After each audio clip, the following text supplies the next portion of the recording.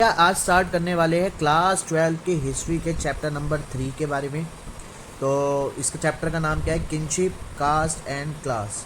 Cast and class तो आप already जानते हैं। किनशिप का मतलब होता है ब्लड रिलेशन, जो आपके रिलेटिव्स होते हैं बाय ब्लड, उनको बोलते हैं किनशिप। ठीक है, तो आइए स्टार्ट करते हैं एक एक करके। क्या है, शुरुआत में एनसीईआरटी के बेस पे है पूरा का पूरा, और अच्छे से नोट्स बनाए गए हैं, इनको आप कॉपी कर लेना।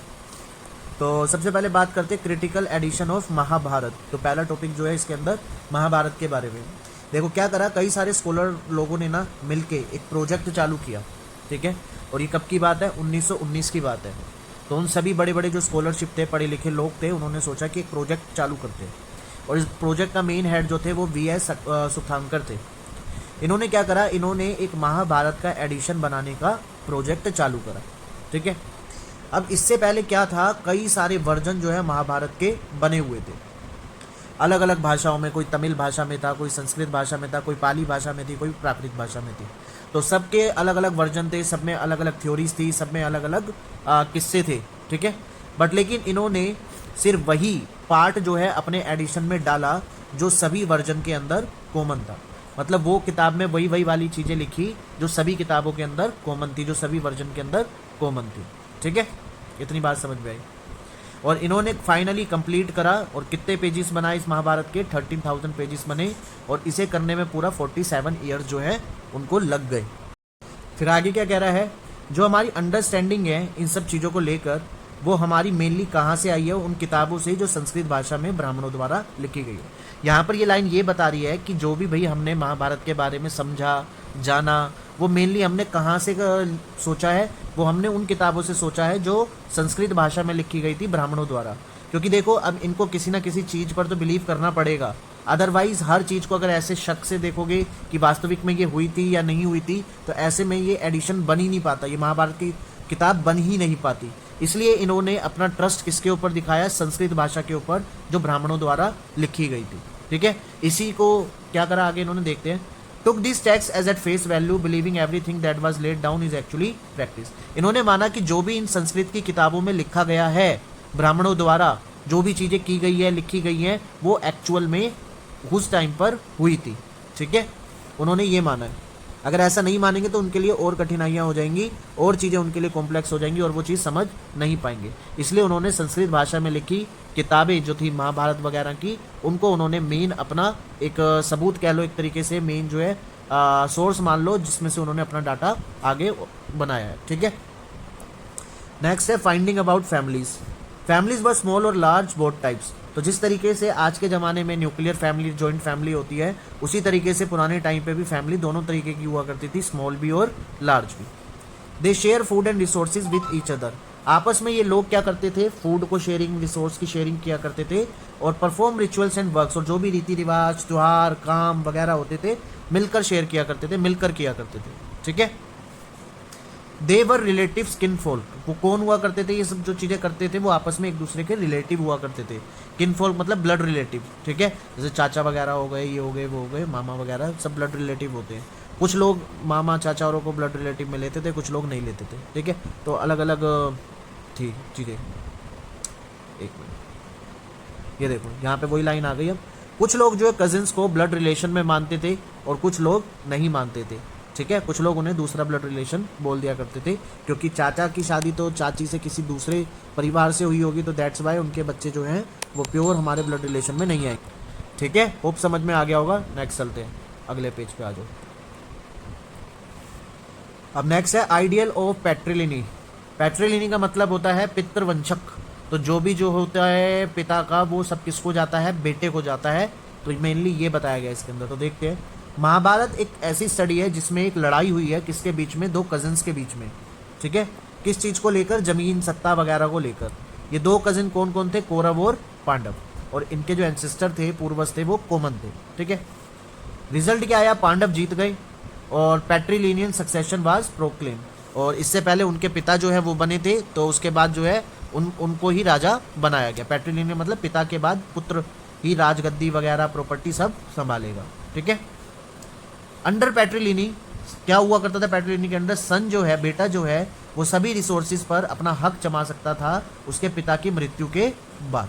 ठीक है, आज भी ऐसे ही होता है, लेकिन आज थोड़ा सा चेंजेस ये हो गया है कि लड़कियां भी जो है पापा की प्रॉपर्टी पर, पापा की परियां जो है पापा की प्रॉपर्टी पर कब्जा कर सकती हैं। कब्जा मतलब उनके मरने के बाद वो हिस्सा मांग सकती हैं। अब बहुत सारे हैं, कुछ नहीं मांगती है, कुछ मांगती हैं, ठीक है। Sometime there were no sons so brother proclaims, कई बार क्या होता था किसी राजा का या पिता का बेटा नहीं हुआ करता था, तो ऐसे में सारी प्रॉपर्टी उसके भाई को चली जाया करती थी, ठीक है। कई बार रिलेटिव्स वगैरह को दे दिया जाता था और कई बार वुमेन्स को भी मिल जाता था, लेकिन ये केस बड़ा एक्सेप्शन है, ऐसे सबूत हर जगह नहीं मिले हैं। इसका सबूत सिर्फ एक ही मिला है, वो था प्रभावती गुप्ता, जो कि एक रानी थी। तो अमीर घर में, राजघराने में ऐसा देखा गया है, पर एक्चुअल में ऐसा लोकल फैमिलीज के अंदर होता था नहीं होता था, उसका कुछ कहा नहीं जा सकता। साथ ही साथ ऐसे सबूत जो है हमें मंत्रों में भी मिलते हैं, जो ऋग्वेद के अंदर लिखे गए हैं, ठीक है। चलो आगे, मैरिज के रूल क्या थे मैरिज के, वो देखते हैं। वुमेन्स जो है कोई भी क्लेम नहीं डाल सकती थी अपने पिता के रिसोर्सेज पर, ठीक है। और दूसरा, इनकी शादी हमेशा फैमिली के आउटसाइड किया जाता था, जिनका किन यानी कि ब्लड रिलेशन डिफरेंट हो, सेम ब्लड रिलेशन में शादी नहीं की जाती थी, ठीक है। इस सिस्टम को हम एक्सोगैमी बोलते हैं। क्या बोलते हैं? एक्सोगैमी। जब ब्लड रिलेशन से बाहर शादी की जाती है तो उसे हम एक्सोगैमी बोलते हैं। वुमेन्स की जो लाइफ होती थी ना, बड़े ध्यान से उनको रेगुलेट किया जाता था और ये चेक किया जाता था कि उनकी शादी सही समय पर की जाए, सही उम्र में की जाए और सही व्यक्ति के साथ की जाए, ठीक है। कन्यादान जो है बहुत ही पवित्र कर्तव्य माना जाता था पिता का, और आज भी माना जाता है ये सब चीजें, है ना। नए नए टाउन्स आए, नए नए व्यापार हुए, नए नए आइडिया शेयर हुए, जिसकी वजह से कई सारे चीजों के ऊपर सवाल भी खड़े हुए, जो पुराने विश्वासों को लेकर, तौर तरीकों को लेकर थे। तो उन सब चीजों को लेकर ब्राह्मणों ने सोचा कि भाई सब कुछ उल्ट पुल्ट हो रहा है, कोई कैसे कर रहा है, कोई कैसे कर रहा है, कोई कैसे फॉलो अप कर रहा है। तो ब्राह्मणों ने डिसाइड करा कि चलो भाई कुछ रूल्स बना देते हैं सोसाइटी के, और इन रूल्स को सभी को फॉलो करना पड़ेगा। तो उन्होंने ये सारे रूल्स जो है धर्मसूत्र और धर्मशास्त्र की किताबों में लिख दिए, जो सभी लोगों को फॉलो करने पड़ते थे। ऐसा ही सेम काम जो है मनुस्मृति में भी किया गया है 200 BCE से 200 CE के बीच में, ठीक है। होप यहां तक क्लियर हो गया होगा। नेक्स्ट चलते हैं। ब्राह्मण क्लेम करते हैं अपने अपने पॉइंट ऑफ व्यू जो है वो यूनिवर्सल वैलिडिटी है, मतलब पूरे जगत में जो भी ब्राह्मणों ने लिखा है वो फॉलो अप होना चाहिए, ठीक है।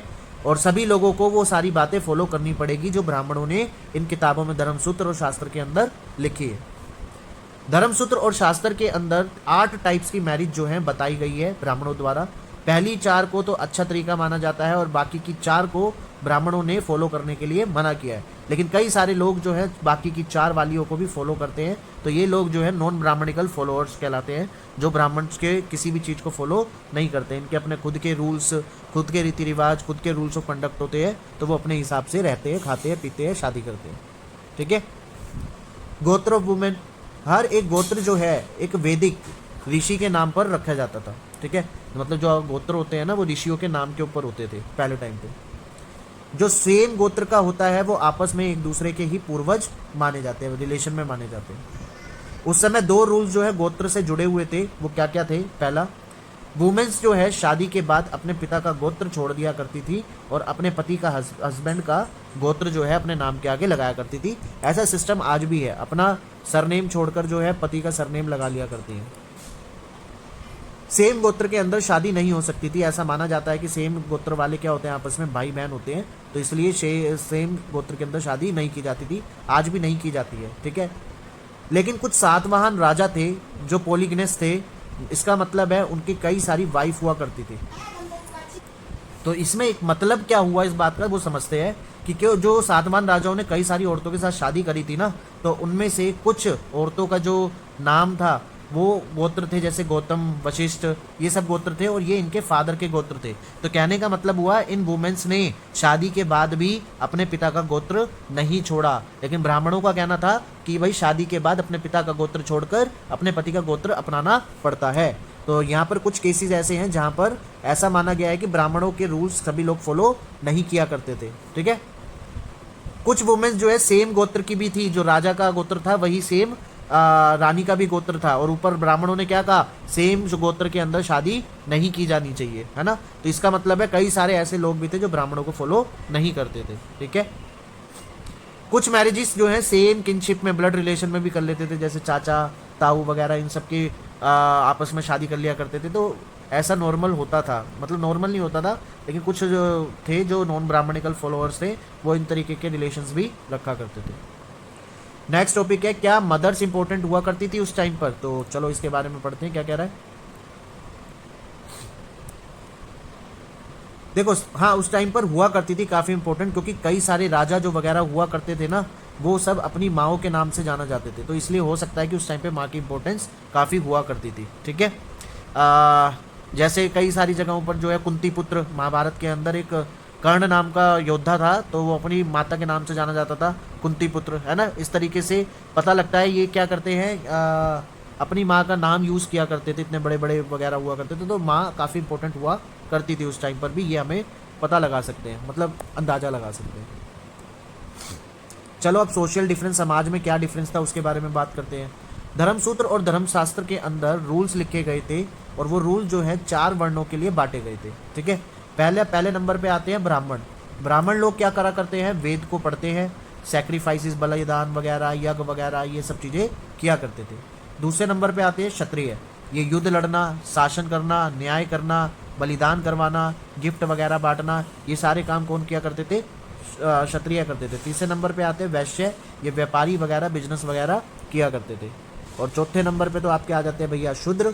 शूद्र लोग क्या करते हैं, ये नीची जात के हुआ करते थे पहले, और ये वर्ण की सबसे लोअर कैटेगरी थी, और ये लोग ऊपर के 3 वर्ण के लोगों की सेवा किया करते थे, ठीक है, ये काम था। अब ब्राह्मणों ने 2 या 2 से ज़्यादा स्ट्रेटेजीज का इस्तेमाल करके इन सब नियमों को, इन जो 4 तरीकों से बांटा है, इन सिस्टम को ज़बरदस्ती लागू कराया और कहा कि ये सिस्टम जो है ये परमात्मा द्वारा बनाया गया है। किसके द्वारा बनाया गया है, भगवान द्वारा, परमात्मा द्वारा बनाया गया, दैविक है ये, ठीक है। इसको सभी लोगों को फॉलो करना चाहिए। अब जिन लोगों का विश्वास था भगवानों के ऊपर, ब्राह्मणों के ऊपर, तो उन लोगों ने इस सिस्टम को ईजिली एक्सेप्ट कर लिया। दूसरा, उन्होंने राजा को भी सलाह दी कि इन सब नियमों को, इन सब रिलेशंस को ज़बरदस्ती लागू कराया जाए। अब राजा की बात तो प्रजा को माननी पड़ेगी, तो दैट्स वाई उन्होंने फॉलो करना स्टार्ट कर दिया, ठीक है। उन्होंने लोगों के ऊपर भी थोड़ा बहुत दबाव डाला, समझाया उन्हें कि भाई जो तुम्हारा वर्ण है, स्टेटस है, वो बाय डिफ़ॉल्ट बर्थ से ही डिसाइड होकर आता है। जिस कुल में आप पैदा हुए हो, जिस वर्ण में आप पैदा हुए हो, आप उसी वर्ण के होंगे, आप अपना वर्ण बदल नहीं सकते। लेकिन चलो कुछ ब्राह्मणों के कहने के अलावा कुछ मूव करते हैं। इसमें आया नॉन क्षत्रिय किंग। ब्राह्मणों ने तो बताया था राजा कौन बन सकता है, क्षत्रिय बन सकते हैं, लेकिन कुछ एग्जाम्पल है जहाँ पर राजा क्षत्रिय वर्ण से बिलोंग नहीं करता था। जैसे देखो, कुछ ब्राह्मण थे और कुछ लो कास्ट पीपल लोग थे, वो भी किंग बने थे, ऐसा किताबों के अंदर हमें देखने को मिला है। शुंग, करबास, ये सब कुछ ब्राह्मण किंग थे, ठीक है। कुछ रूलर जैसे शाका, ये बाहर से आए हुए थे और ये भी राजा बने, इन्हें मलक्कास बोला जाता था, ठीक है, मलक्कास। तो ये लोग आउटसाइडर्स थे, ये लोग हमारे वर्ण में आते ही नहीं थे चारों में से, और ये भी राजा बने थे। तो दैट मीन्स ये भी ब्राह्मणिकल नॉर्म्स के अकॉर्डिंगली नहीं था। श्री सतकानी, ये एक क्लेम करता था कि दोनों था, ब्राह्मण भी था और ये जो है क्षत्रिय वगैरह भी हुआ करता था, ठीक है। तो दैट्स वाई राजा की डेफिनेशन जो ब्राह्मणों ने दी वो थोड़ी सी डिफरेंट है, ठीक है। चलो, ही ऑल्सो एंटर्ड इनटू किन of Rudradaman, that means system was very complex. तो मतलब सिस्टम काफ़ी उस टाइम पर कॉम्प्लेक्स था, काफ़ी सारे जो है रिलेशन में भी शादियाँ वगैरह की है, ठीक है। तो इन्होंने अपने रिलेशन में ही शादी करी थी। तो जाति एंड सोशल मोबिलिटी क्या थी वो देखते हैं। जाति जो है बाय बर्थ मिला करती थी और कोई रेस्ट्रिक्शंस नहीं थी। नंबर ऑफ जाति, इसमें बहुत तरीके की जातियाँ थी, मतलब जहाँ वर्ण सिर्फ 4 थे, जातियों की कोई गिनती ही नहीं थी। अगर कोई व्यक्ति किसी वर्ण में फिट नहीं बैठता था तो उसे जाति में डाल दिया जाता था, ठीक है। देखो लिखा हुआ नेक्स्ट लाइन में ही, कुछ लोग जो है वर्ण में नहीं आते थे तो उनको जातियों में बांट दिया जाता था। कई बार जो जाति हुआ करती थी उनका प्रोफेशन भी सेम हुआ करता था, तो उन्हें एक गिल्ड या श्रेणी में बांट दिया जाता था, एक ग्रुप बना दिया जाता था, उनके अंदर बांट दिया जाता था। जैसे देखो एक ग्रुप बनाया गया किसका, सिल्क वीवर्स का, ठीक है, सिल्क को बुनने वालों का।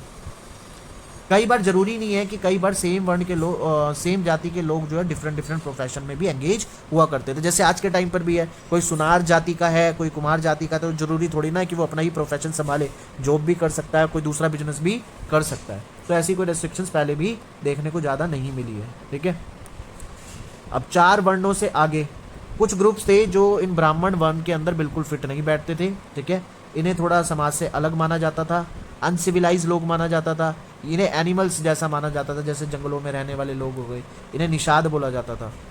जैसे आपने एक स्टोरी सुनी होगी एकलव्य की, जिनका अंगूठा मांग लिया था द्रोणाचार्य ने, तो वो इसी जाति से बिलोंग किया करते थे। ब्राह्मणों ने और भी चीज़ें क्लासीफाई की हैं समाज की कैटेगरीज में। जैसे एक कैटेगरी है अनटचेबल, ऐसे लोग जिनको छूना भी पाप माना जाता था, और इन्हें इम्प्योर बोला जाता था। क्या बोला जाता था? इम्प्योर।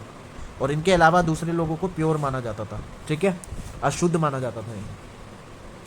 इम्प्योर पीपल क्या करते थे? डेड बॉडीज वगैरह को ठिकाने लगाते थे, इंसानों की, एनिमल्स की। इन्हें चंडाल्स भी बोला जाता था, और ये सबसे बॉटम पर आते थे उसमें वर्ण जाति सिस्टम के अंदर। मनुस्मृति में भी जो है इन चंडाल लोगों के जो है काम लिखे गए हैं कि इनका काम क्या हुआ करता था। इनको गांव से बाहर रहना पड़ता था, ये टूटे फूटे बर्तनों का इस्तेमाल किया करते थे, और मरे लोगों के ही कपड़े ये पहना करते थे। इनको जो है रात में बाहर निकलने की अनुमति नहीं हुआ करती थी। ठीक है, गांव में भी दिन के टाइम पे भी नहीं निकला करते थे ज़्यादातर, क्योंकि इनके साथ दुर्व्यवहार किया जाता था। बॉडीज़ को ठिकाने लगाते थे, जिनका कोई रिलेटिव वगैरह नहीं होता था ठिकाने लगाने के लिए। बुद्धिस्ट मोंग फाजियान वो लिखते हैं कि अनटचेबल जो लोग हैं उन्हें जब भी कई रास्ते से गुजरते थे ना, क्लैपिंग करते हुए गुजरते थे, ताकि लोगों को पता लग जाए कि इस जगह से अनटचेबल लोग आ रहे हैं, जा रहे हैं, जो भी है, और वो लोग सचेत होकर अपना रास्ता बदल लिया करते थे। तो होप यहाँ तक आपको समझ में आ गया होगा। ये हमारा पार्ट 1 है। अगले बाकी का पार्ट मैं 2 में डालूंगा। तो अगर आपको वीडियो अच्छी लगी हो तो प्लीज़ लाइक करें, और कमेंट में ज़रूर लिखें कि कुछ भी लिखें, अच्छा सा कमेंट, तो इससे हमारी वीडियो को सपोर्ट मिलेगा। तो वीडियो देखने के लिए थैंक यू। मिलते हैं नेक्स्ट वीडियो में, तब तक के लिए बाय बाय।